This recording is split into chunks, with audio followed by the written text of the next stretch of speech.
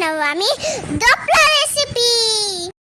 তার জন্য নিচ্ছি বেসন আর ইনো, আর নিচ্ছি সরষে, দই আর তেল, চিনি, লেবু, আর নিচ্ছি কারি পাতা। এখন বেসন আর দই মিক্স করব। একটা নিচ্ছি বড় বাউল, আমি কড়াই দিয়ে দিছি, কেক মল দিয়ে দিছি। আমি বেসনের প্যাকেটটা কেটে নেব। 2 কাপ বেসন দিয়ে দিলাম, 1 কাপ দই দিয়ে দিলাম, স্বাদ মতন নুন দিলাম, তেল দিয়ে দিলাম। এখন একটু একটু জল দিব, মিক্স করে নিব। হলুদ গুঁড়ো দিব। ওটা এখন মিক্স করে নিব।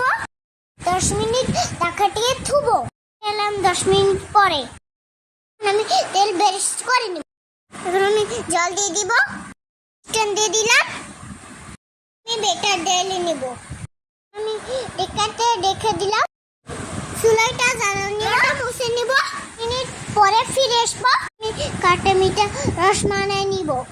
একটু তেল দিয়ে দিব, সরষে দিয়ে দিব, লঙ্কা কারি পাতা দিয়ে দিব, জল দিয়ে দিব, একটু দিয়ে দিব, লেবুর রস দিয়ে দিব। আমি চেক করব হচ্ছে না হয়েছে। দোপলাটা কেটে নেব।